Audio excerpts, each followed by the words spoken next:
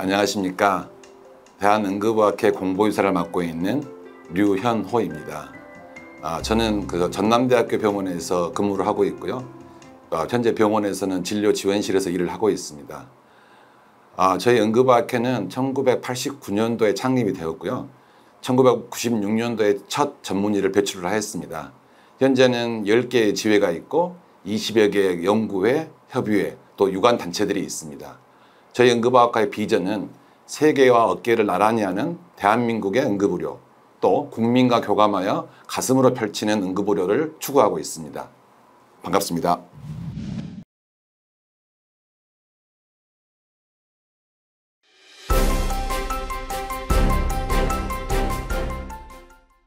사실은 응급실이 굉장히 어려워졌습니다. 특히 이제 여러 가지로 부담이 되는 일이 많이 생기고 있는데요. 최근에는 이제 국민의 인식이 높아지면서 특히 이제 응급실도 법적인 부분을 많이 이렇게 고려를 하십니다. 그러다 보니까 저희들은 최선을 다하는 진료를 하더라도 상당히 부담이 있죠. 게다가 이제 정부에서는 이렇게 저희들이 환자를 이렇게 수용하지 않거나 또 환자에 문제가 생겼을 때 개별적으로 이렇게 처벌을 하는 부분이 생겼기 때문에 상당히 심적인 부담을 갖는 게 현실이고 그런 부담 때문에 종합병원이나 대형 병원에 남아있지 않은 분들이 더 많이 생기는 것 같습니다. 근데 이제 저희들이 이제 응급실에 최근에 뭐 전문의가 없다 이렇게 뭐 말씀을 하시는데 사실 응급의학과 전문의는 계십니다. 다만 최종 진료과 저희들이 초기에 진찰은 할 수 있지만 결국에는 최종 진료과가 있어야 되는데 그쪽 과들이 많이 이제 부족하신 거죠. 최종 진료과의 최종 진료과가 없기 때문에 저희 응급의학과는 또 부담이 됩니다. 결국에는 최종 진료과의 양성이 돼야만 저희 응급의학과도 같이 발전을 할 수가 있는 거거든요.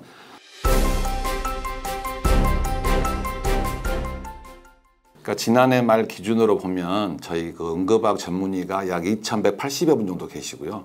그다음에 이제 종합병원에 근무하신 분들이 약 1,300여 분, 상급 종합병원 그러니까 이제 최상 종합병원이 대학병원이죠. 거기에 한 450여 분. 그다음에 이제 일반 개원을 하셨거나 의원급에 계신 분이 약 210여 분 정도로 파악이 됩니다.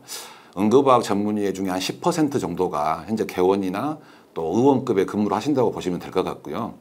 응급의학과 의사들이 이제 나가서 개원을 하게 되면 일반적인 의사들과 똑같습니다. 주로 이제 최근에는 저희 응급의학과 의사들이 개원을 하게 되면 미국처럼 그러니까 미국에서는 그렇게 부르거든요. 그러니까 긴급치료센터, 어전트 케어 유닛이라고 부르는 데가 있거든요. 대형 병원에 가기 애매한 환자들, 단순 봉합이라든지 단순 골절, 뭐 이런 환자들, 외상 환자들, 아니면 소아과에서 단순 열이 난다든지 이런 환자들을 처치를 하는 거죠. 오후 한 2시부터 시작을 해서 밤 11시까지 일을 하신다든지. 그래서 응급실도 가기 어렵지만 또 일반 개원 없는 경우에 그런 경우가 많이 있고요. 아예 그렇지 않고 그냥 일반 의사들처럼 뭐 통증 클리닉을 한다든지 아니면 그냥 일반의로 개원을 해서 단순 환자들을 처치하는 것으로 저희들 알고 있습니다. 미국 같은 경우에 UCC라고 있는데 저희 나라에는 그 UCC라는 개념은 정확히 정립되어 있지는 않습니다. 최근 몇 년간에 걸쳐서 이제 비슷한 개념의 병원들이 생기기 시작하고 있거든요.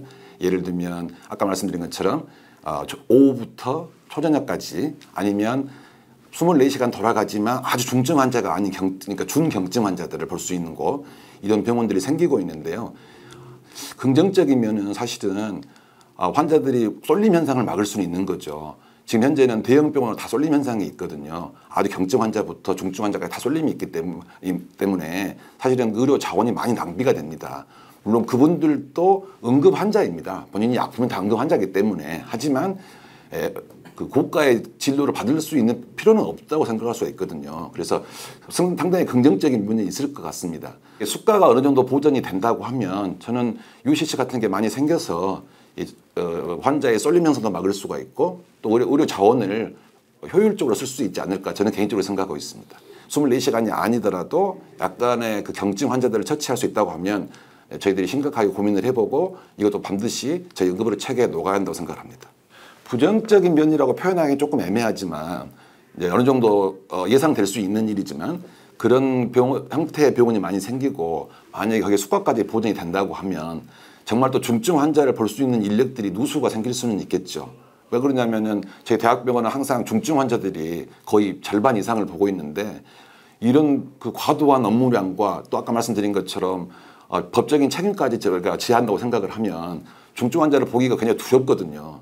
근데 이제 이런 사명감을 가지고 저희들이 일을 해야 되는데 만약에 그런 병원들이 많이 생긴다고 하면 또 저희 대학병원에 있는 상급 종합병원에 있는 의사들이 이동할 수 있다는 생각은 해봅니다.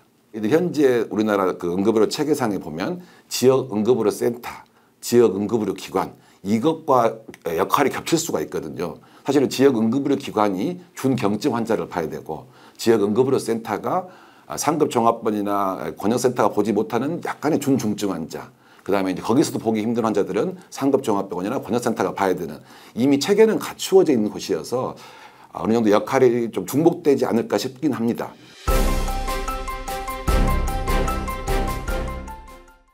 중증 환자를 수용을 해야 한다는 기본적인 개념에는 모든 분들이 찬성을 합니다. 그리고 그 기능을 해주는 것이 상급종합병원이고 번역응급센터고요. 다만 이제 수용 능력의 문제인데 이 수용 능력에는 인력이 있고 시설과 있고 장비가 있거든요. 그러니까 중환자실이 없는 상태에서 그 환자를 받게 되면 저희는 응급실에서 그 환자를 보셔야 되고요. 또 예를 들어서 뇌출혈 있는 환자가 응급실 오셨을 때 만약에 수술할 의사가 없으시면 그 환자를 어떻게 해야 합니까? 결국에는 가능한 대로 전원을 해야 되거든요. 그러니까 이 수용 능력이라는 그 개념은 모든 것이 고려가 돼야 되지 단순히 응급실 병상이 비어있다고 되는 것이 아니거든요. 응급실 병상은 언제든 저희가 비울 수가 있지만 그 환자가 응급실에 내원을 하셔서 초기 처치를 저한테 받고 최종 진료과에서 완벽한 처치가 끝나야만 저희들이 아까 말씀드린 응급의료가 마무리가 되는 건데 단순히 응급실과 중환자실이 비었다고 해서 모든 환자를 전원을 해야 된다. 이거는 사실 현장에서는 굉장히 힘든 일입니다. 그러면 많은 환자를 다 받아놓고 그 환자를 저희들이 어떻게 마무리를 지으라는 건지는 좀 심각하게 고민을 해봐야 될 것 같고요. 그다음에 이제 경증 환자를 뭐 돌려보내라고 말씀을 하시는데 아까 말씀드린 것처럼 누가 봐도 경증 환자지만 상급 종합병원이나 권역센터에서밖에 처치할 수 없는 환자들이 있거든요. 그분들은 결국 돌려보낼 데가 없습니다. 결국 우리가 봐야 되거든요. 그러니까 이런 그냥 일률적인 잣대를 가지고 경증, 중증, 뭐 중증은 어디서 이렇게 하는 것은 현장과 목소리는 약간 다를 수가 있다. 분명히 말씀을 드리고 싶습니다. 긴급치료센터 UCC의 개념인데요. 이 UCC가 응급의료에 어떻게 녹아들였으면 좋겠다. 요거는 한 10여 년 전부터 저희들이 이렇게 학회에서 많이 고민을 하고 있는 부분입니다. 그래서 이 부분에 대해서는 고민을 10년 동안 했는데 아직은 저희들이 어떻게 보면 정확하게 대안을 가지고 있지 않은 것 같고요. 10년 정도 지났기 때문에 저희들이 심각하게 고민을 해서 어떻게 앞으로 방향성을 줄 것이냐는 고민을 해봐야 될 것 같거든요. 대부분의 의사들이 다 힘들게는 살고는 있습니다. 그렇지만 더 힘들게 사시는 분들이 있거든요. 또 남들이 잘 하지 않는 진료과를 하고 있는 분들한테 충분히 보상이 있어야 됩니다. 첫 번째 이게 꼭 경제적인 보상이냐, 물론 경제적인 보상이 있으면 훨씬 좋겠죠. 근데 경제적인 보상이 아니더라도 예를 들면 그분들이 마음껏 진료할 수 있게 법률적인 좀 보상이 있어야 됩니다. 제 응급의료를 하시는 분들한테 응급의학 전문가로서 어떤 약간의 권위를 주셔야 됩니다. 그래야 저희들이 판단을 하고 그분들한테 진료를 드릴 수 있는 거거든요. 그게 바로 응급의료고 그게 바로 필수 의료입니다. 그래서 가장 중요한 것은 이렇게 조금 험하게 일하시는 분들한테 또 남들이 잘 하지 않는 치료를 하는 분들한테는 뭐 경제적인 보상도 그렇지만 이렇게 심리적인 보상도 좀 주셔야 되고 그분들이 안정적으로 일할 수 있는 분들에게 보상이 좀 필요하다고 생각이 듭니다. 또 정부에서 표현하는 필수 의료과 그분들이 상당히 많이 부족하시거든요. 부족하시기 때문에 저희들이 이제 현장에서 굉장히 어려움을 겪고 있고요. 사실 잘 들여다보면 그런 필수 의료과가 아니라는 부분들도 상당히 많이 부족합니다. 예를 들면은 저희가 안과 눈이 나쁘다는 안과 환자, 뭐 목에 가시가 꼈다는 이비인후과 환자 이런 환자들이 주말이나 야간에는 가실 병원이 없거든요. 결국에는 이분들도 상급 종합병원에 오셔야 되고 또 그분들은 상급 종합병원에서 또 그분들이 일을 하셔야 됩니다. 그러니까 어떤 필수 한 과를 지정해 가지고 많은 지원을 해주는 것도 중요하지만 또 이런 불균형은 조금 막아주셔야 되거든요. 그래서 이게 단순히 전문의 숫자를 늘린다는 것보다는 전문의들이 아까 말씀드린 것처럼 일을 할 수 있는 실제 자기의 진료를 할 수 있는 이런 진료 환경이 돼야 되고 사회적 분위기가 조성이 돼야 됩니다.